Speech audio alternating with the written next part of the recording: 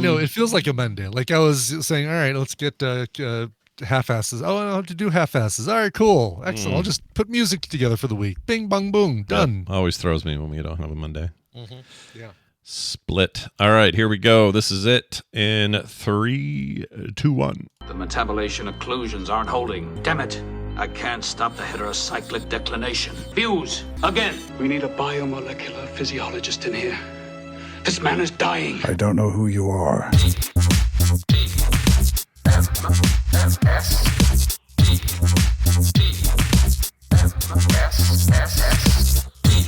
Do the bees know they make honey for you? This is the morning stream.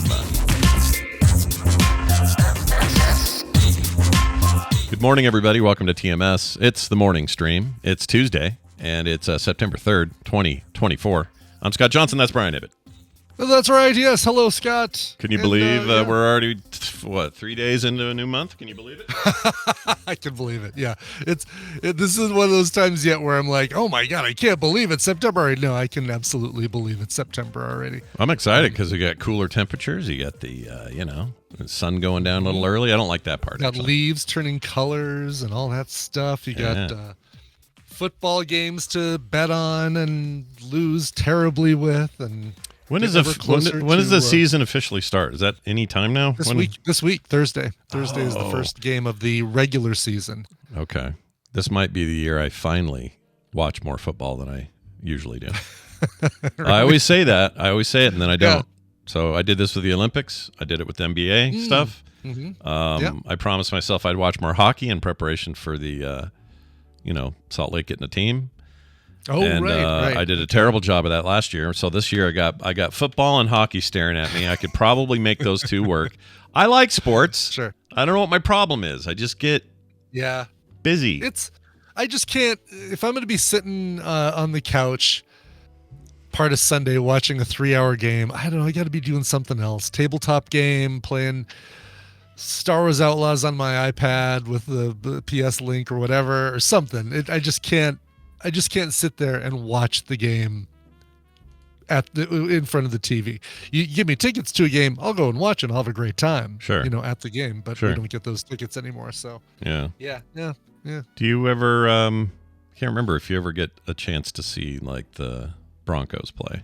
Like you get seats sometimes. Somebody gives you seats. Or the phrase I just said before that is that we don't get those tickets anymore from Tina's mom, so we don't get to go to the. Oh, I didn't know you meant. I didn't know you meant them. I thought you meant sports in general. It was the quickest red on air light. It was literally the light had not even gotten warm. I thought you meant sports in general. I didn't know you meant the Broncos. We used to be able to go to those games all the time. Tina's mom and dad had tickets, and she just with her hips and her not able to go up the stairs, up the ramps anymore to get to the seats. We had 2 whole seasons where Tina and I got to see just about every game. I think we gave one of the weeks to one of her friends that wanted to go. So, but then for 2 whole years, we went and saw the Broncos every weekend they were playing. And it was all right. Mm-hmm. It was all right. It was, the Russell Wilson years, 2 of the Russell Wilson years. Now we've got Bo Nix. Yeah. And we're going to see how well Bo Nix can do for us. Everybody, we're here in Denver. We're really tired of here's the new savior who's going to bring back the glory days of Elway and Peyton Manning, and we're going to put all our hopes in it. Now it's like, we'll wait until you go a couple seasons in, and then we'll start believing that they're the savior of the team. Yeah. Well, I hope they do well this year. It's been a while for them. I hope so too. Yeah. Yeah.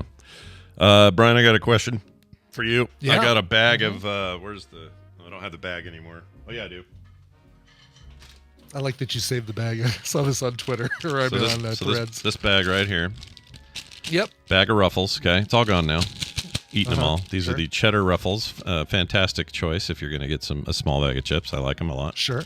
Well, while I open this bag, I'm going to share this with the chat and with you so you can get a look at it again. Let me have a look at this thing. This showed up in there. It is right there. Yeah. And it's as big as you think it is. It's about the height, just about the height of the bag. So if you measure the bag from seal to seal, it'd be about that long. Yeah. And I'm 100% sure that's just like a potato root. like a. That's exactly what it is. It's a potato root. Was it fried crispy, or was it floppy and just chip colored? A little of both. It wasn't crispy, like it wasn't stiff. It was like so you a could bend root. it and it wouldn't break. Yeah, Basically. yeah. Still kind of had its potato energy, whatever that means. Anyway, the big question is, it's obviously what it is, not a big deal. Like, sometimes the remnant of the thing it's made from might make it into your bag. I'm sure this is true of any other kind of snack or whatever, where it's, made from a potato or whatever. It's, it's there to remind you that what you're enjoying really did come from a potato. Yeah, actually, that's a really good positive way of looking at it. Here's the question, though. Should I contact Frito-Lay and say, I would like a giant box of free chips because this was in my bag? Because I'll bet they'd do it. Now, part of me thinks, yeah, do it. Why not? It's a big corporation. What do you care? Go ahead. It's not going to cost them anything. But part of me thinks this is a Karen-ass thing to do. It kind of is. It's like the were you inconvenienced in any way? Really, were you harmed, or will you never eat Ruffles again because of this? Probably not. Like, no, it's not going to affect all. It didn't affect your enjoyment of the rest of the bag. I mean, you could, but it's it's they would certainly do it. They would absolutely send you, if at the very least, and probably most likely, a coupon for a free bag or thing of Ruffles. Yeah, I would think so. They do something because that's what they do. That's what PR does. They do something, right? But exactly. I think I'm not going to do it because it feels petty. If you'd asked me in college if I would do this, 100%, I'd get a big old box of these coming. I'd be like, "Hey, something wrong with what the hell's this in here?" And they would respond. I'm not going to. I'm not going to do it. I'm not going to make a big deal. But plus, I got content out of it. We're talking about here on the show. Look. Right, exactly. There was something that did some product that I got years ago, and I did a tweet thing. I reached out to them first from their website, which the only way you can contact a company now is send them a contact us email and hope it goes to somebody who cares enough to do anything about it. Yeah. Which of course nothing. And so then I said, all right, tweet, and tweeted about it, and then I ended up getting a coupon. What was it? It was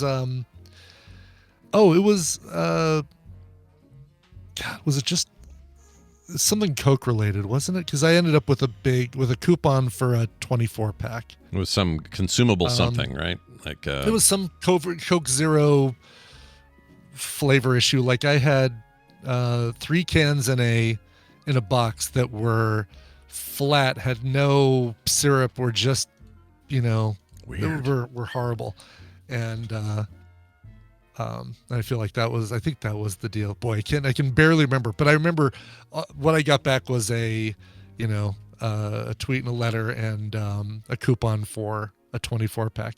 And then when I tried to do the same thing after having no luck with Kia's customer service, after replacing an engine for a recall that they then announced 6 months after I dropped all that money.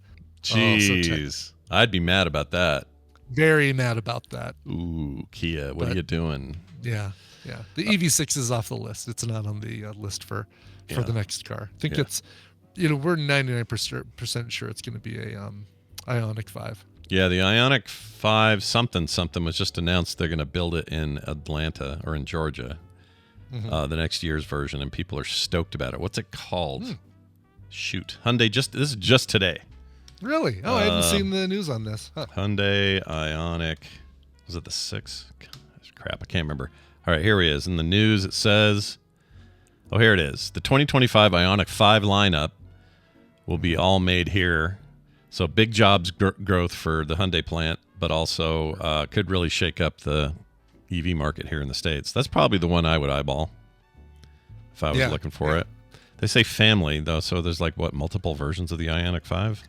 There are multiple Ionics. Like they have, it's not like, oh, this year it's the 4, next year it'll be the 5. Their Ionic 4 is more like a little sedan. They might have even had an Ionic 3. I think I've only ever seen an Ionic 4 and an Ionic 5. That's interesting. Yeah. This one comes with the more standardized ports too, which means it's open to 17,000 plus chargers. Good. Yeah, all on the Tesla charger network. Yeah. The chargers that were, uniquely Tesla, which is Hyundai invested $7.9 billion. Okay, cool. This is good. 8,500 new jobs and 300,000 electric vehicles produced per year. That's a big deal. This is a big deal. Yeah, I would look at one of these. That's what I would do. Yeah. Well, anyway, bag of chips, got a stick in it. You move on. You just live.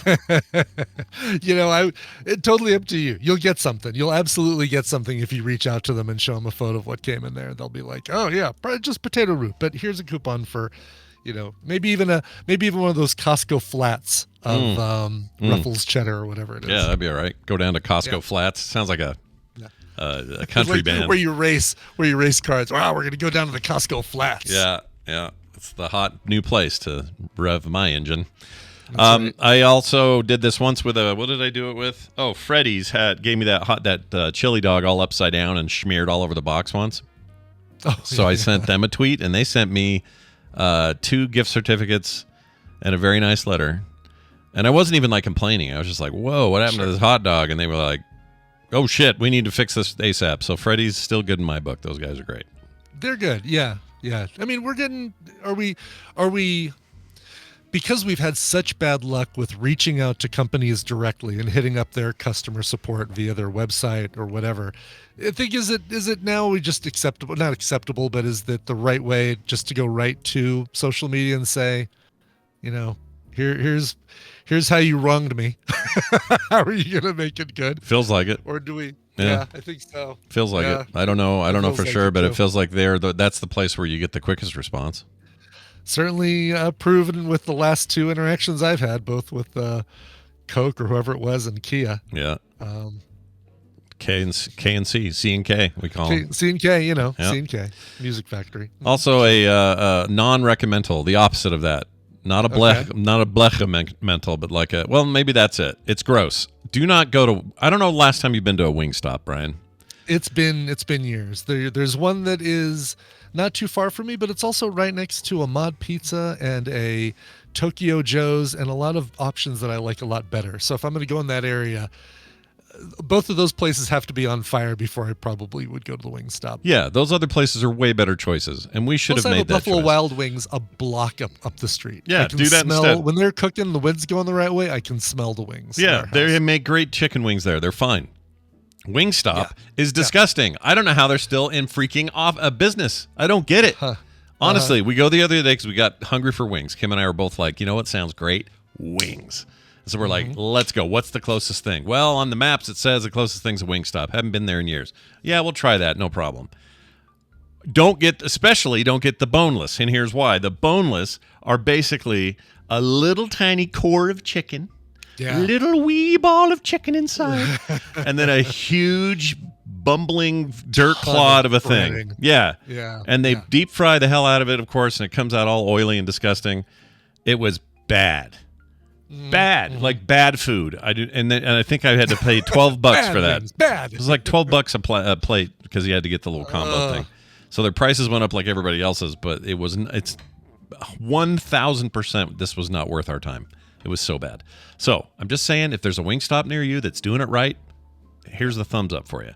For everybody else that had my experience, freaking F that place. It's so bad. Right.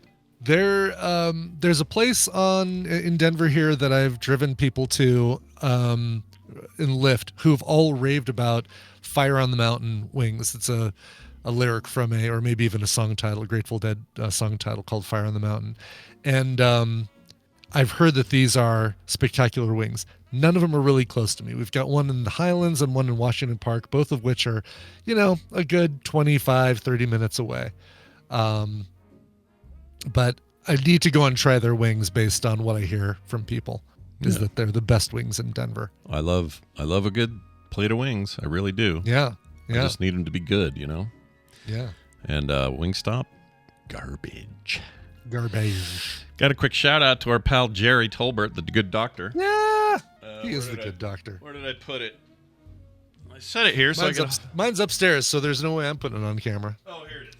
All right, Brian and I both got in the mail a copy of Mantis, colorfully cutthroat card game of rainbows and revenge. Supposed to be real good. Been hearing good things about it. Big family game. Cool. Loads of fun made by the I Exploding hadn't heard Kittens anything people. about it, and we were big fans of Exploding Kittens. So like looked at this and said, "Oh, it's from the Exploding Kittens people. Great," but hadn't heard anything about it. So Don't ask Dan what he thinks of Exploding Kittens. He does not like that game. Oh, really? Yeah. I don't remember what his beef is, but he one time I brought it up. So what do you think of that? And this was off air, I think, or maybe it was on air. But he said something to the effect of like, "Yeah, we don't talk about that game." I'm like, okay. Anyway, this looks great. How to collect matching sets of cards, steal cards from your opponents, feel pretty good about things, get outsmarted by your opponents and watch them steal your cards back. Feel not so good about things. Repeat this emotional roller coaster until somebody wins. Sounds good. Yeah, I'll try this. I'm gonna play this weekend. Go get the kids over and crack this out. There you go. Yeah. Well, we'll see how that goes. Oh, I dropped it. There's nothing in there that's breakable. Flat. Oh no, the Hummel figurine, the Mantis Hummel figurine that comes in every box is now shattered. Oh shit. All right, one final note here from Jeff Sire. We always like to read his correspondence when he writes in. We get the Canadian perspective. Canada! Here's what he says. Scott and Brian, I'd like to comment, not a correction, on a remark Scott made on Monday's show. You guys were discussing the woman at Applebee's who thought it was $15.99 for the whole table, not per person. You remember that discussion? Mm-hmm, I totally do, yeah. Scott said he had probably never been more wrong about anything in her, or that she had never been more wrong about anything in her entire life. I would put forward that someone who was capable of a mistake like this has probably made bigger mistakes than she made at Applebee's. It's a very fair point. He says, for example, I thought my library card could be used to buy stuff at the Walmart. Kind of mistakes. Who am I kidding? She probably doesn't have a library card, says Jeff. Yeah, I don't... well, first of all, if anybody who thinks their library card could buy things at Walmart, that would be... I would like to meet them and condemn them to their face. But, sure. But yeah, of course it's not her biggest mistake. She's definitely been more wrong about other things in her whole life. Mr. Pedantic Jeff Sire. Okay. Okay, Jeff Sire. Yeah, what are you... Let's listen to you for 6 hours a day and see if you make any verbal mistakes. That's right. Any errors in language or grammar or whatever. Are him and Bob Pedersen? They might be related. Never seen them in the same place at the same time. They might be the same person. That's right. Never in this. It's got a real Clark Kent vibe going on here, Jeff. That's right. I know every once in a while there's somebody pops into chat. I can never remember their name. It's like ST something, and we get a very big free hotel room vibe from him, a big Bob Peterson vibe to him, and I don't think it's Bob. I wonder if it is him though. It might be because his Twitch name is Free Hotel Room. We don't know what he uses on YouTube. Yeah, he's just Bob Pedersen on Threads. So yeah, who knows what he's doing? Yes, STD, Stoic Squirrel. That's who it is. STD, sexually transmitted disease. Isn't there a disease called ST something? That's right. If you guys want to write in like Jeff did, he used the email address, which is themorningstream@gmail.com. You can also text us at 801-471-0462. It is time for this. Time for the news brought to you by turkey-based shawarma. Ooh, Scott, tell me more. Kim makes them in meatball form. It's all turkey, no beef, no lamb. The reason we do turkey is generally better for you, but also just less fatty and all that. Sure. And she makes them into balls. She puts in the what's that? The stuff that makes it shawarma, the spice. I forget what it's called. Samba olek, is that what it is? Or that might be it. I don't remember. She said it out loud a number of times, and I always forget. But she made just a giant batch of these the other night. We had homemade naan, pickles we made from the garden. She made her own tzatziki sauce. Unbelievable, this stuff. Wow. And I've been eating it for 3 days. Just going in there. We got a whole bag full of the meatballs. Garam spice. Yeah, garam masala. That's it. Garam masala, is that it? Anyway, I go into the fridge and there's a bag of these meatballs and I just reach in there. I'll even eat them cold, Brian. I don't care. Oh, yeah. No, these sound amazing. They're so good. All right, let's get to this story. The world's oldest man celebrates his 112th birthday, and he says it's just luck, his longevity. Good. Good. You know what? About time somebody doesn't say, "Oh, I drank a bottle of whiskey every week for my life, and that's how I lived 112." No, you know what? It's just luck. You didn't get hit by a car. You didn't catch some disease that weakened your immune system or something like that. It's just luck. Yeah, sometimes you just get the lottery of life, and you live a long time, and you keep your faculties, and all that stuff works out for you, and you don't have to attribute it to some cigar once a week. Help me live. It's like, no, exactly. Don't be telling people that. They're all going to smoke cigars and die early because the chances of them dying are higher. Anyway, the world's oldest living man is celebrated his 112th birthday at a care home in Southport today. John Thiniswood was born in Liverpool in 1912. Good Lord. Wow. That's the same year the Titanic sank, to give you a little, Like 50 years old when the Beatles came out. Like, that's how old he is. Yep. He was like, you kids and your rock and roll about that time. Exactly. Yeah. Whatever it is, it's too loud. Yeah. He became the oldest man in the world in April this year when his life, and said his long life is down to luck. When John was asked how it felt to be turning the ripe old age of 112, he said, "In all honesty, no different." Well, yeah. Than the previous year? Like, sure. Yeah. Really feels like 111, if I'm being honest.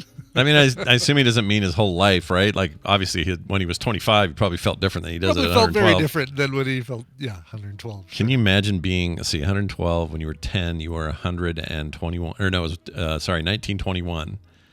So by the time you're 10, you're seeing real time, like, flappers, silent films. Holy shit. Prohibition, you're seeing all of it. All the wars. Yeah, no kidding. When Titanic was in 1912, wasn't it? Yeah. Or 19 year he was born, yeah. Did so they you wouldn't remember that. You'd be able to say, "Where were you when the Titanic sank?" I don't remember that. I wasn't born yet. Yeah. And he was what do you mean read on airline number 2, Mason? Oh, Brian did. He's talking about the night. What, the Titanic? Yeah, because I'd read the top line. That must be what he means, because I don't know what else he means. Oh, the same year as the Titanic sank. Yeah. I was busy doing the Beatles math, I think, at that point. Beatles math. B-math, we call it. B-math. Beatles math, we learned that in school, Beatles math. Yeah, it's 60, something about 64, and when you're there, will you still love me or something? And sure, it's an important number. Right. It's an important number. Yes. Well, anyways, the point is, what is the point? He's alive and doing good. He says he take it in stride like anything else. Why I've lived that long, I have no idea at all. So there you go. Nice. Hey, did you guys also? This is the thing I don't know because we're so freaking America centric over here. Did other parts of the world do a around the same time a prohibition? Like, was that a worldwide thing, or was it just here? I think it was just here. Okay, yeah, so I think it was just America. So if you were in England or something, you never stopped drinking. You just were like, yeah. Okay. I mean, I think in Rome they drank more. Like in Italy, boy, they lowered the drinking age to 9. I think in Italy during that time. I should know this from that awesome documentary. Yeah, the Ken Burns deal. Yeah, that's so good. It's an American thing. Got Keith David. Oh, Canada did have a temperance movement, but never an amendment. Interesting. Okay. Huh. So Canada tried, but they failed. And now they have legal weed, and we don't nationally anyway. Right. It's funny how things turn. Let's get to this story. The UK, speaking of the UK, we're going to stay over there for a minute. Okay. People are always complaining that U.S., like Jeff was saying somewhere, that was on Skim. He was talking about how news down here, we're very U.S. centric, right? We don't do a lot of international stories, and even when we do, it's always framed as this is how it affects America, right? Right, exactly. Yeah. Not here, not TMS. We bring up the stories. Right. We don't the other discriminate. Places are afraid to show you. That's right. Like the UK. Let's do this story. Their very first teacherless AI classroom is set to open in London, and I don't know how I feel about it. It feels like it's not. This is not ready. AI is not ready for this. It feels too early, right? Yeah. A little too early. Anyway, private school in London opening the UK's first classroom taught by artificial intelligence instead of human teachers. They say the technology will allow for precise, bespoke learning, while critics argue AI teaching will lead to a soulless, bleak future. I lean that direction. Can't argue with that. Yeah. David Game College private school in London opens up its new teacherless course for 20 GCSE students in September. I don't know what that means. I don't either. GCSE or GCSE. Someone in the, Zoe maybe knows what the hell that is. So General Certificate of Secondary Education. Oh, there you go. I like that. Is that it must be common over there, the way they say it. Yep. Oh, yes, get your GCSE. Yes, right. Yes. Oh, very good. Very good. Yeah. Oh, very good. Yes. That's for 14 to 16-year-olds, says Zoe. Okay. That's the age group we're talking about. So it's like seniors here. See, I'm doing it too. I'm like, all right, well, let's bring it back to American perspective. That's like seniors and juniors. Let's frame it right in American. Yeah. It says the students will learn using a mixture of artificial intelligence platforms on their computers and virtual reality headsets. The platforms learn from what the students excel in and what they need more help with, and then adapt their lesson plans for the term. I still think you could do some of this and still have a teacher, though. That part, yeah, exactly. That part is cool, but still have a human teacher. They got to have a human being in there with them as well. I can't imagine it's just like walk in, power button, they sit there for the next hour and bloop, bloop, bloop, bloop, bloop, beep, boop, beep. Yeah, I don't know. I don't know about this. I need to see it in action. I don't want to judge it too harshly. Yeah. It's easy to be biased on this stuff, but it says strong topics are moved to end of term so they can be revised. That's interesting. Strong topics. I assume that's like hard math and I think things that they're strong in based on the thing earlier, like what they need more help in. So topics that they're strong in are moved to the end term so they can be and revised, probably revisited. Okay. While weak topics tackled more immediately in each student's lesson plan. I mean, there is an effort here to make this more individually based. So I do like that. I like the idea that this kid needs his own path versus you can't just apply the same template to all 50 kids. And I think that's good thinking. It just feels early for this, you know? It does, yeah. Do they do how does gym class work in this scenario?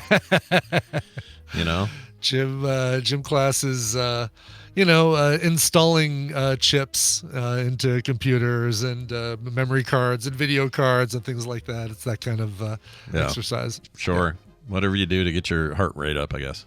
Right. Yeah. Let's see. So anyway, if anyone knows about this or in the education system over there, let us know. I'm curious. Yeah. I mean, the news definitely would try to sensationalize it to make it sound like, oh, there won't be a single teacher anywhere for miles nearby this AI situation. In reality, it's no, we're actually just using AI in tandem with these teachers that, just to help customize the lesson a little bit more to each individual student so that we can. Yeah, it's one classroom to start with. It's not a whole school. Right. So what I pictured in my head when I first saw it was like an entire campus full of kids with headsets on and not talking to any humans at all. And it's clearly not that. But I don't know. You're going to see a lot more of these weird experimentations. And I suppose that's okay to like poke around. We got to learn how this stuff's going to work, I guess. Yeah. I don't know. And using it for education, far better than using it just to create here's what Brad Pitt would look like if he played Colossus. Yeah, it's a good way of putting it. Yeah. Trying to think what classes in school this would have worked better for me. I think like what AI classes and yeah, stuff? like if I had math class, I hated math growing up. And I learned just enough to get by. And so when it started getting into the complicated stuff like calculus classes and all that, I was just the worst. And I always felt like part of the problem wasn't that I couldn't grasp or think in the way I needed to. It was the presentation that just put me to sleep. Sure. So could something like this come in and go, all right, well, Scott clearly, little 15-year-old Scotty can't get his shit together. So how are we going to help him? Well, AI will determine that he is really bored by the face of it all. So what do we do to spruce it up inside of his headset so it's actually fun or something? I don't know. Yeah. Yeah, no, like basically some kids are visual learners, some kids learn only by doing. So, this is where that could really come in handy and say, oh yeah, okay, for our learn by doing students, here's what they're going to do to learn the same material. For our visual learners, we're going to put it into graphic form. Yeah. For our, kids who just like text, here is the most boring ass way. Yeah. Like there's something to that. I just feel like you gotta. Well, maybe that's all they're doing is just taking it easy. This is a slow approach. So there's nothing really here to criticize. It's just Right. We'll see how it goes. See how it plays out. Let's see what your results look like. And they could look like, well, we thought this would be better with more AI supervision, but really it turns out it needs to be I'll bet that's the answer. It's like, well, it's a combination. We need teachers for this, and the AI is going to assist the teachers in helping the kids. That is where this all ends up. If I'm to guess, if I was a betting man, as they say. Otherwise, you end up with a blue screen of death at the beginning of class, and the kids all just go home. And nobody knows until the end of semester. Oh yeah, no, we just showed up to class. We did other things. The software never worked, but there was no human there to tell, so we just played on our phones all day. Yeah, well, that's the other thing. I wonder how much of that they get to do. Like, can they even have their? They probably have rules about distract. Well, I mean, it's classes. Sure. Some classes have rules about that anyway, right? You can't have your phones out during class and all that. Such a different thing. My rule, if I was a teacher. Oh yeah, if I was teaching, I mean, what were our distractions? I would sneak. My Walkman was a big. That was a big no-no. I had that out all the time, and I was always getting smuggle that thing into classrooms like nobody's business, and grew my hair long so I could cover up the headphones. Yeah, fat headphones. Everybody wonders why our hair was so stupid in the 80s. We were covering headphones. It's covering up those big orange foam sponges that we had on our ears. Yeah, we didn't have a sneaky little earbud we could like snake up in there. No, exactly. It didn't work that way. Although I did have one of those old school radios that had a mono output, and it did have a little earpiece. Yeah, the thing that would like you could curl it behind your ear and into your Secret Service agent kind of thing. Yeah, I used to try to get away with that sometimes, but that got taken like 2-3 times or something. Yeah. I needed distractions, but I don't know how kids do it now because they're so hooked on their phones, and you go to a class, and how do you not just immediately have your teacher go, put them in the drawer or whatever? They probably do, if I had to guess. Probably. They have those things like that at the comedy clubs where you have a zippered pouch with a lock on it. You get to have your phone right next to you, but you can't open that pouch until the class is done. That's right. When Mega says Scott says he had mono, I did have mono. I had mono sound and the mononucleosis. Mononucleosis. Yeah, a couple times I think. That was nasty. The kissing disease. Yeah, that's what they says. That's how they put it. I went to an art camp at the Utah State University for 2 weeks between my junior and senior year. And I made out with a girl who had mono and nobody knew it. And I went home with mono and I was sick forever. It felt like weeks. It was awful. I hated it. I was just tired all the time and kind of had a fever here and there. And it finally went away. But the girl, her and I were supposed to be the only people that had it. Well, then 2 other dudes got it.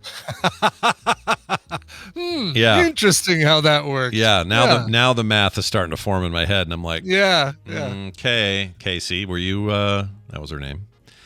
Were you maybe a little more? And turns out she was making out with everybody. That was her thing. Yeah, cool. She wanted to make sure everybody got that mono. Yeah, wonder what she's up to today. No idea what happened to her. Let's move on to this story. A toddler who cried nonstop during a flight. You were hoping I would have a nice story here where somebody stepped up and said, "Oh, let me help," or whatever. Yeah, try to help the kid. I try to do that. Kim definitely does that. We try to do it. Definitely does that. Yeah. Yeah, you want to not be part of the problem. Well, this kid cried so much that 2 strangers on the plane locked the kid in the bathroom. Oh my God. Like, I'm visualizing them just wrestling the kid out of the mother's hands and locking it in the bathroom. That's horrendous. I know. That's really bad. 2 airline passengers who locked a stranger's crying child in a bathroom have caused outrage in China. This isn't China, by the way. We're staying out of America right now. Yep. And sparked a heated online debate how to handle upset children in public places. The incident went viral last week after one of the women involved posted a video on Chinese social media which showed them inside a locked laboratory, is how they say it. It was a woman inside the bathroom, a plane restroom with the child? Yeah, I think they locked her. I think the idea is they locked her in there with their kid. Okay. All right. Well, at least it wasn't like just put the child in there. It'd be funny if it was like another stranger in there and suddenly someone thrust a baby. Whoa. Hold on. I'm to put on occupied. Occupado. Anyway, kid appeared to be about a year old. That sounds right. Says, "We won't let you out until you stop crying," a woman sitting on the toilet told the toddler as she struggled out of the adult's lap and reached for the door. According to the video posted on Douyin. It's China's version of TikTok. Now, a bunch of dumb Americans are going to go, Hold on a second. I thought TikTok was the Chinese version of TikTok. Isn't that why we're trying to ban it? No. It's all. They have their own TikTok. It's complicated. So it sounds like this woman was one of the strangers. Like a woman sitting on the toilet told the toddler as she struggled out of the adult's lap. At no point do they say the mom. Yeah. Told the toddler, and so I don't know where the mom is, out there being pissed, I guess, or something. I guess so. Wow. As the girl stopped crying, the woman filming the video picked her up and told her, "Now, if you make a noise again, we'll come back to the bathroom." Jeez Louise. That's mean. That is totally mean. Yeah. I mean, where's the other mom? I don't. That's the other problem I have with this is where's the parents? I would have intervened. I wouldn't have let that go down. I don't think. I guess it looks like it was a grandchild. They say in the first line. So maybe probably not traveling with mom, but traveling with the grandparents. But still, they're too old to know what to do. Yeah. Oh, Tim Russell said it was one of the strangers. Toddler was traveling with grandparent who consented. Oh, jeez. Oh, jeez. Yeah, fine with me. You go lock it in the bathroom. Oh, my gosh, man. Also, is there any cultural thing here? Is this a thing you do in China and we're just seeing it out of the eyes of not being in China? Like, is this normal to say, take my grandkid and it takes a village. Let's all be the village and shut him up. Right. Oh, thankfully we've got these two strangers in the village who are willing to step in and help with this child situation. Yeah, I don't know how that works, but I'm curious about it. Yeah. All right. Here's our last story of the day. Officials probe a death for Wells Fargo employee who was found in her cubicle 4 days after last scanning into work. Oh, God. This is an example of people are not paying attention at the office because 4 days, good Lord. Yeah. 60-year-old Arizona Wells Fargo employee scanned into her office on Friday on what appeared to be an ordinary workday. Then 4 days later, she was found dead in her cubicle. Denise Prudhomme, age 60, was found dead August 20th in her office in Tempe. She had last scanned in the building on 7 a.m. on August 16th, a Friday, and there was no further scan in or out of the office. Tempe police responded to the Wells Fargo. I don't have to give the street because somebody had finally found her. A security officer said they think they found a dead woman. She was pronounced dead at 4:55 p.m. Cause of death is pending, so they're still working on this. I saw this on all kinds of news coverage. Really? I don't know why, because I don't think there's any foul play going on. As best that they can tell either. She probably just had a heart attack or sometimes people just die. It just plays on people's fears that they are forgotten and they are, they will die unnoticed with no family or friends around them. It's yeah. The story does go on to say that the building was a little bit, the part of the building she was in was kind of less people there. Remote. Okay. So, and it's not like there's a checklist that that somebody sees.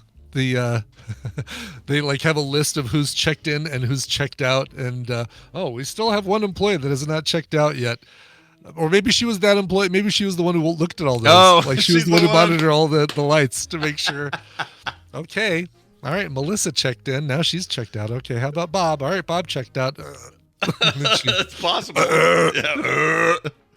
It's entirely possible, but when we went to LA and I was touring Blizzard, they have a lot of remote work going on now, as opposed to how it used to be. So they have tons of empty space in that campus. And there's a couple of office buildings where I was like, there's one guy way over there at a cubicle. Who still works, comes into the building to work. Yeah, or that's his day too, because they have like a 3 off, 2 on kind of program going on. And I think most of them are Tuesday, Thursday come in. Yeah. And we were there on a Monday and part of a Tuesday. It just felt abandoned almost. It was weird. But that guy could die in that corner, and I don't know if the people would know right away because he's way back there with nobody there, a huge room, all these old computers and cubicles, all empty. One guy in the back. Like if he died, nobody would know for a few days. But the custodial staff has to come in there over the weekend on the Friday, like after work closes for business on Friday. They go in and they sweep and clean up things, and you'd hope that they would say, this woman's eyes are open, but she's not breathing, or you'd think so. Yeah, maybe they don't. Maybe they don't clean. Could you lift your feet so I could get your trash can? Thank you. She just totally ignores me. That Karen always ignoring me, or Denise Prudhomme. Jeannie's saying maybe they just weren't good cleaners. Maybe. Clearly. Or if you're in a building with hardly anyone in it, maybe they don't do. Maybe they do those every other week, or I don't know. I don't know how it goes. The Colorado guy that got abandoned by his coworkers. Guy here just recently, yeah. That was gnarly, dude. It is, right. Did that ever come out? Would they intentionally leave him? We're going. Did that happen? I don't know. I heard the first part of the story. Like, oh, we found him. He was, on a hike, and they did a missing persons thing for him. But I don't know if the employees are like, oh God, I really hate hanging around Bill. Maybe we could just leave early, let him get an Uber home from the trailhead. Right. Freaking rude. Okay, here it is. Group of Colorado office workers on a hiking retreat abandoned one of their party on a mountaintop, leaving him lost and stumbling alone during a stormy night. Looks like he made it okay, though. Jeez. It was 80 miles west of Colorado Springs. Let's see. Okay. 15 hikers left. Or 15 hikers came, only 14 left because right. I thought he died. You said he came out okay? I think he made it. The man left behind was apparently the last to reach the summit. He began to descend, discovered his coworkers had picked up the items they had used to mark the route. Oh, bastards. Wow. Got off course. Let's see. Sent another pin drop. He was sending pin drops. I'm trying to see if this is a different thing then. There was one six days ago that was a this might not have been, this just 36-year-old man died while hiking and camping near Boulder County. Oh, okay. Separate thing. Yeah, that's a separate thing. We get those all the time here, too. It's like one guy goes out and doesn't come back kind of thing. Right. This guy, I guess this guy ended up getting service and got 911 at one point, so. Okay. He's good. Oh. He's mad at his coworker. He's like, you dicks. I'm sure he is, yeah. Come back to the office on Monday. I'm not having donuts. It's not donut day for me. F you guys. We just wanted to see, we're ordering from Jimmy John's. We want to come in here and make sure. Did you want us to? We'll even pick it up. Want some thinny chips? And an Italian nightclub? Yeah. It's just not cool. I assume these retreats are designed to have you all grow closer to each other, not leave a guy. Right. Yeah, exactly. It's bastards. Trust falls and that sort of thing, but apparently not for this company, not for these guys. This group, yeah. All right, Brian, we're going to take a song break, if you will. Yeah. And when we come back, we're going to do a read this, but not with Amy. She's down with COVID. She went to Dragon Con and caught everybody's COVID up over there. Not feeling well this morning. Last night she was like, I think I can do it. And I'm like, please do not push yourself. This is not, we can make do. And then this morning at like 5 a.m., she's like, I'm not going to make it. I don't feel very good at all. So I'm like, you know what? Sleep, rest. Yeah. Get the rest that you absolutely need. Make sure Chuck waits on you hand and foot. Yep. And takes care of you and tends to every need. That's right. And Chuck, hold your breath. Here, did Chuck, I was going to say, did Chuck came out okay? I don't know. I don't know if he did. I hope he did all right. Maybe all that bike riding just really boosted him. I don't know. Maybe. But anyway, I do have a book to recommend anyway, despite her not being here. So stick around for Read This after this song that Brian brought.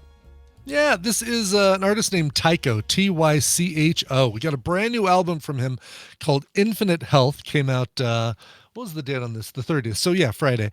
Co-produced with Grizzly Bear's Chris Taylor. Now, Tycho on some albums has gone with vocals, some albums purely instrumental. This one is purely instrumental, and this is amazing. This is so good. This is one of the singles from the album. It's called Phantom. The album is called Infinite Health, which sounds like that guy in Liverpool has. So good for him. Yeah. Tycho and Phantom. She's got Dallas on one boobie and the chimp on the other, and I go, whoa. Why would there ever be cheese on Betsy? Oh, that's quiet. Let's turn that up. There.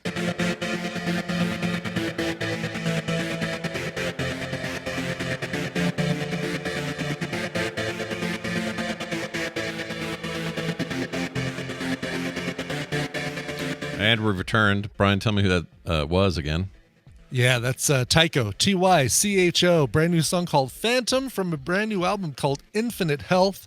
The whole thing is fantastic. Great little EDM instrumental kind of stuff. Not as pulsy as EDM. Electronic music without the D. No D. No D? Yeah, I like less pulse in my electronic music. Yes. Yeah. Yes. I mean, some of it's all right, but I would prefer a more mixed beat if you can do it. Yes. This is what you got with Tycho. Well, good. Hey, everybody, you know what time it is. It's time for this. Whoops, where the hell did it go? Right there. One of the things that I enjoy also is reading. All right, we're going to do a read this without Amy. I hope whatever she's reading is making her restful and feeling better very soon. But I'm going to tell you about a book I'm reading right now. So all you genre fans and zombie freaks, get ready because I got a good one for you.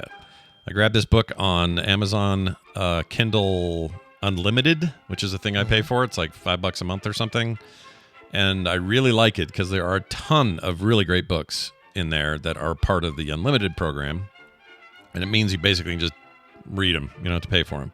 And they have deals for books if you're an unlimited person. If they're not free, they're books that are like vastly discounted. So big fan of the whole way they do that over there. It's one of my few favorite things Amazon does. I really like it. Anyway, I picked up this book because I was in the mood for a little bit of genre after my epic science fiction journey through the Red Rising series. Still cannot say enough about those books, but I was looking for something a little more popcorny, a little more goofball, and I think I found it. Here's a clip, and then I'll talk about it. Here you go. Nothing was as terrible as the sound of a man crying. It was the whimper of a wounded animal dying in the street.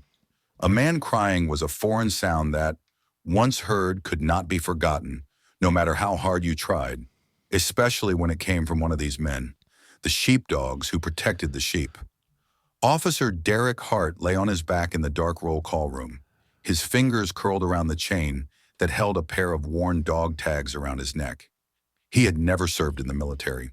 The two pieces of metal were not to identify him as a soldier, but instead were all he had to tie him to his best friend. It was a cheap toy made of thin metal and meant to be snapped free and lost days after a child received them for their birthday or a weekend trip to the toy store. The chain on Derek's set had broken on more than one occasion during his childhood, but he always replaced it with another. All right, that is the opening book, or the opening read from the book called Calamity. This is book 1 of the Calamity series, and Calamity is a story about some sort of outbreak that creates not so much zombies. They call them rabids. They're basically human rabies, basically, is the way to look at it. A little bit more like 28 days and weeks later style zombies, that sort of thing. Okay. They still have their, like, are they able to talk and have their wits about them, or more like, like the rage virus? Just like full of, like, more like the rage virus, more like just Okay. out of control, swinging, screaming. Gotcha. Okay. Just chaos. And like Reavers is a good one, Graham. Except I still don't get how Reavers know how to refuel their ships and do maintenance.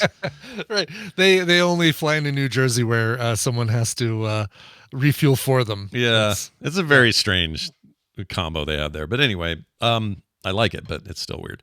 Anyway, this is it's really good. There are a million of these, right? There's a ton of books that are like, hey, what happened if zombies broke out or some other calamity, and how do we deal with it? And they are often kind of, I don't know, they're, what's it like? It's they can get a little repetitive. Like, you kind of know what the plots are going to be. Mm-hmm. And this one does something different. It really focuses down in on some characters. This first one that they talked about, and then his best friend Brandon also gets a point of view. A family somewhere in the Midwest.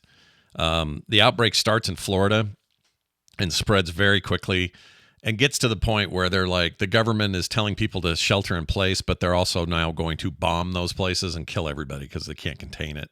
And it's starting to spread very quickly into other southern states. A lot of this takes place in Alabama, Tennessee, and they're kind of working their way sort of northwest to get away from it. And it's everybody from like this lowly sort of small town cop they talked about in the clip all the way up to like the vice president's daughter makes an appearance in this thing.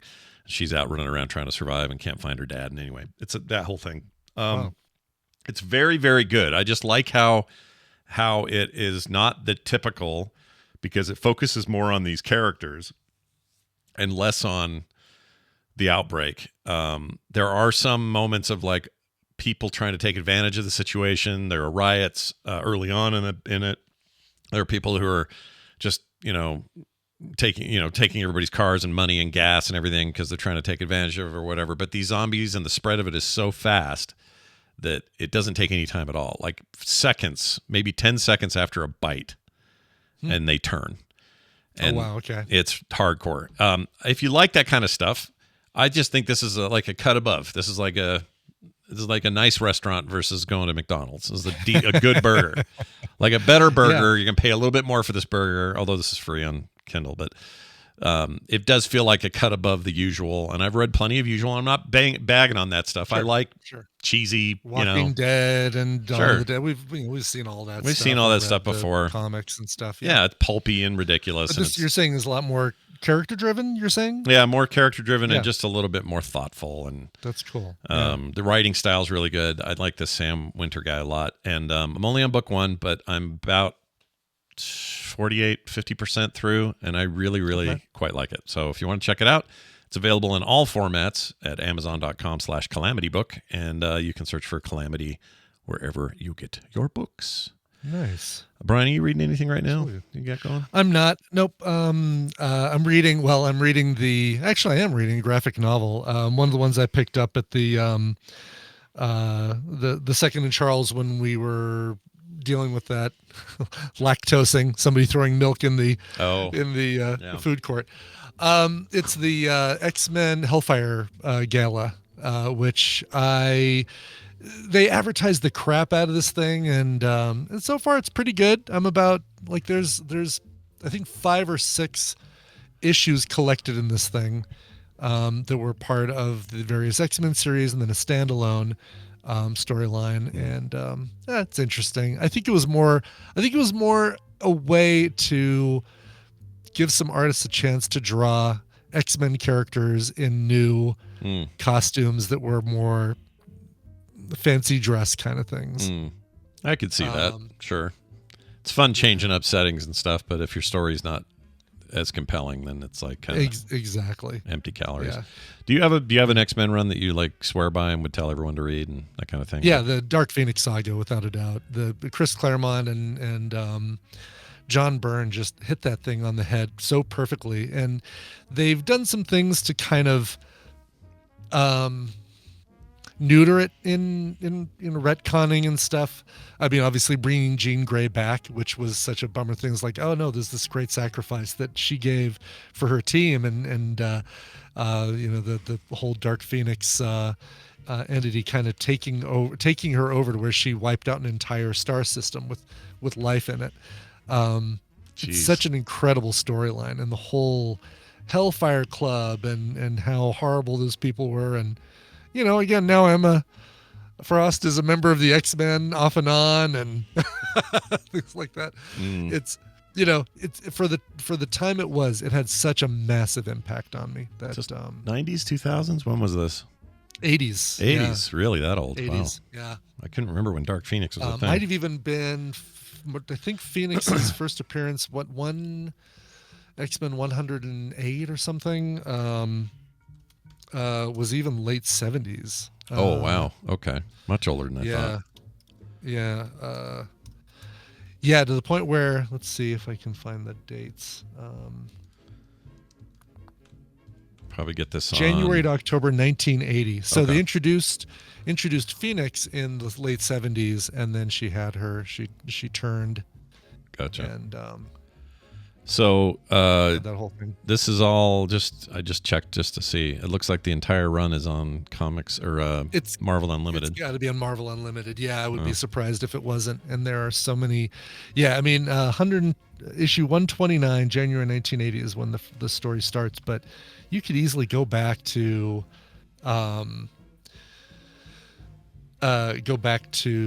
issue 106 or 107, wherever it was. 101 was when Jean Grey first turns into Phoenix. Oh, gotcha. And you could go back there because she had some good powers that she was doing good things with for a while, and then ultimate power corrupts ultimately. Yeah. Or absolute power corrupts absolutely is the phrase. Yeah. so seeing that whole path, that's the way I read it. I started, my Uncle George had the X-Men collections from 94 and then actually had issues. Actually, no, I take that back. He had 94 and forward, the actual comics. I remember John Can't Byrne. believe you take them out of the bag and read them. Right? No kidding, dude. Yeah. John Byrne was he's the one known for taking away the Fortress of Solitude when he did some DC stuff. When he did the Superman thing. Yeah. Oh, here it is. He drastically reduced his powers, eliminated the Fortress of Solitude, got rid of Crypto, kept Jonathan and Martha Kent alive into Clark's adulthood to enjoy their adopted son's triumphs, as well as to provide him with support, grounding, and advice. He also made Lex Luthor the wealthy business owner, as well as genius. But that was the first, super company Lex Luthor. Yeah, he was controversial when that happened. He was, yeah. His art style for me is he's always been one of my favorite artists. Yeah. I picked up we were talking about, like you said, that Superman run. I was trying to remember there was one where he started with issue 1 on a Superman run. It was I think it's right here. It is Man of Steel #1. Man of Steel #1. So that was when I collected both Marvel and DC for a while, and I got that and Teen Titans, and of course all the Crisis on Infinite Earths, George Perez, another one of my favorites. Sure. I mean, those classic comic artists, the ones you grow up with, and the ones whose style you try to imitate when you're drawing the characters. When I'm drawing my Wolverines and stuff like that, it's, back then it was a John Byrne Wolverine or a Dave Cockrum Wolverine or whatever. I didn't know he. Oh, okay. So he was English, moved to Canada. Oh, Byrne was? Really? Yeah, he was born in England, moved to Canada for a while, and then came to the U.S. and then in '88 became a naturalized U.S. citizen. So he's an American, but born in Britain. Yeah. And very English. I don't know what he's been doing since, if he's still doing comic stuff. I know a lot of the creators went and either formed their own companies or started drawing for like Image and things like that. But I don't know what he's in his 70s now, so he's probably effectively retired, but he's been doing stuff, cover here and there, that kind of thing. Yeah. Must be great though to be. I mean, he's controversial generally speaking.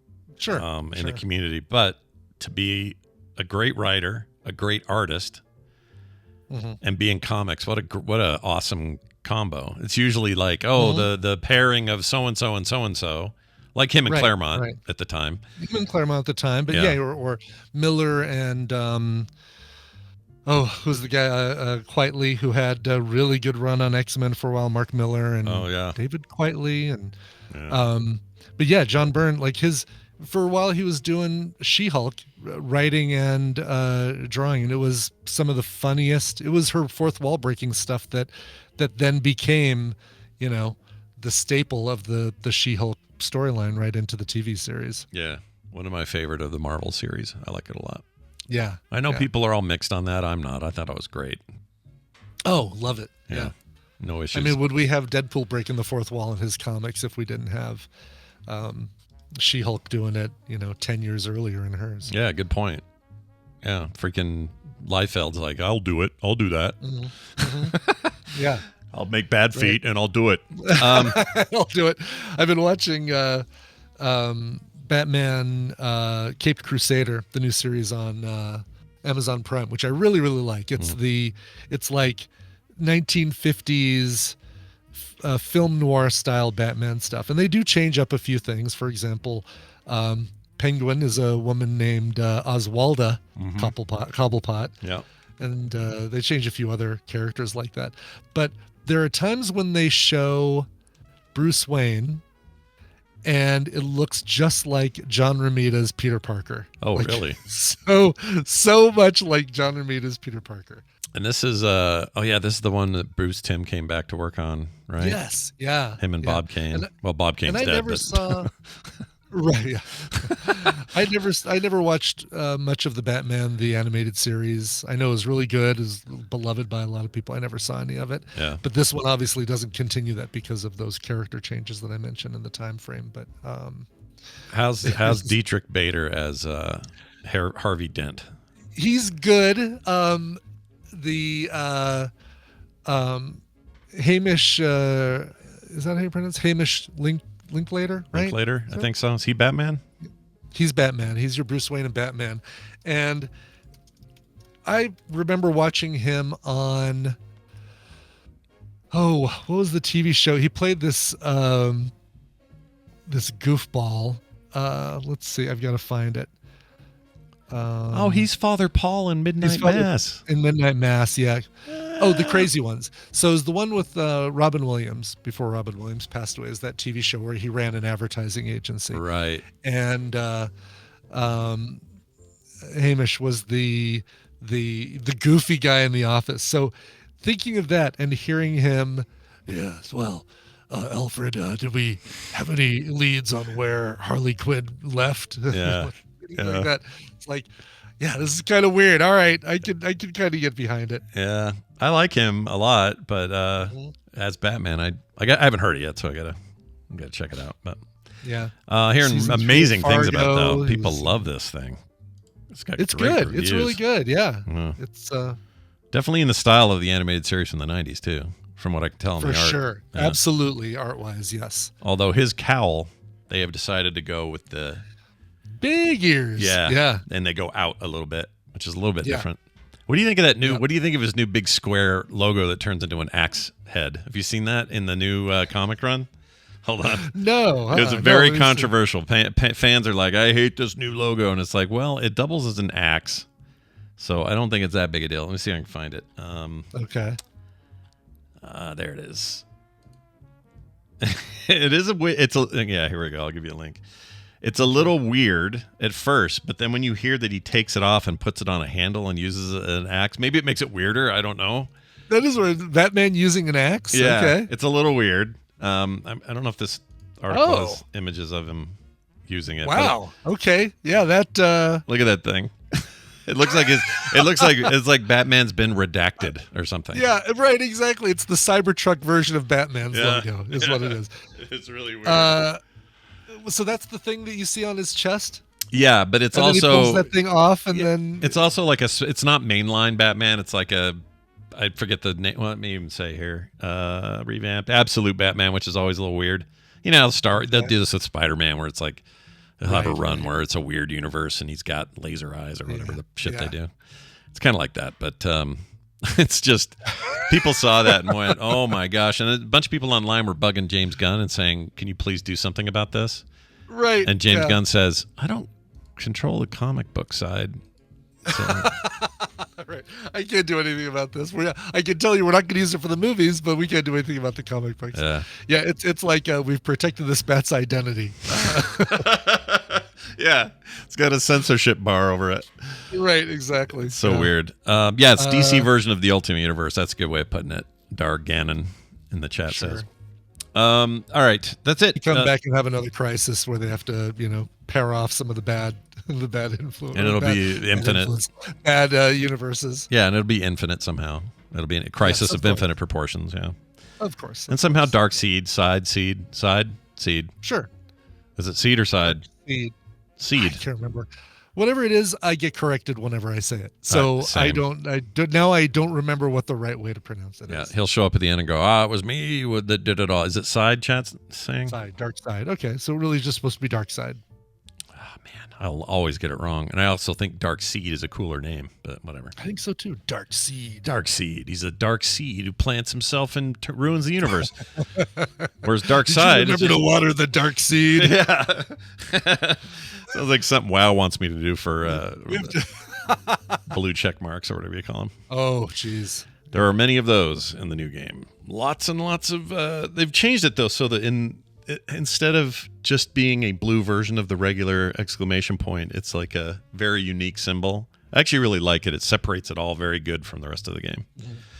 The new WoW expansion is good. Like the typical dailies. Yeah, they're still dailies, but okay, they're pretty fun. It's pretty good. Okay, I like the new expansion quite a bit. It's very good. I'm sure you do, and I'll probably be there with you in a few months. Sure. Take your time. You got a Star Wars game I'm to enjoying beat. some Star Wars stuff right now, and Technically, I do too. I'm supposed to beat it and play it more so I can talk about it on Core. But hey, oh really? I've been behind. Oh, I need to go listen to Core and hear John's take on it. Yeah, he was John's very John snarky about it. Yeah, sure. Well, I would expect nothing less. Yeah, that's what John does.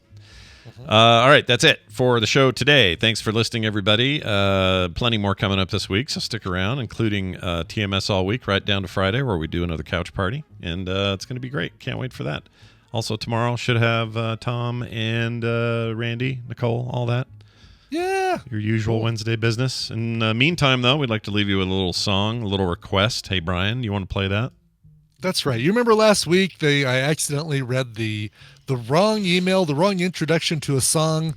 A request came in from Darren from Northwest Pennsylvania requesting a cover of Every Time We Touch, performed by Electric Callboy. Well, today I'm happy to say I listened to that song, and it's got so much damn Cookie Monster screaming. I'm sorry, man. I'm not playing it. I can't do it. Even though I stretched it out from last week and I promised you today, I can't. I listen to this thing. No one's going to like it. No one. Well, sure. a few people might like it, but I don't like it. Yeah. So, Leslie, Logan's mom, Leslie Victorine, had a birthday yesterday. She says, hi, Slurp and Burp. On Labor Day, I'm going to become the answer to life, the universe, and everything. Not sure I'm ready for that responsibility. I have a 6th grader to raise. Holy cow. Anyway, since y'all have been making fun of my favorite girl group lately, I figured I'd request a cover by them. Yep, I'm talking about Hanson. About 5 years ago, they sang Too Much Heaven by the Beach Boys. I'm sorry, by the Bee Gees at the Sydney Opera House. Very different band. They sang it a cappella, and it's amazing. Thanks, guys. Love the show, though, Leslie. And that's what she says right there. Some technical notes for me about recording and stuff like that. Yeah, can't believe you've got a 6th grader now, Leslie. That's insane to me. How is he that old? The frick. Yeah. This is an incredible performance of the Bee Gees' Too Much Heaven, a cappella by Zach, Isaac, and Taylor Hanson. Can't believe I pulled those names out. You did all right there. That was good. In air there. Yeah. It's like I said, it was recorded live at the Sydney Opera House earlier this year, and it's fantastic. Oh, no, I'm sorry, 5 years ago, and it's great. Their harmonies are just as tight as ever. Here is Hanson and the Bee Gees' Too Much Heaven. This show is part of the Frog Pants Network.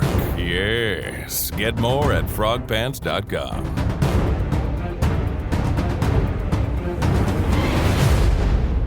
Really good, thick pipe.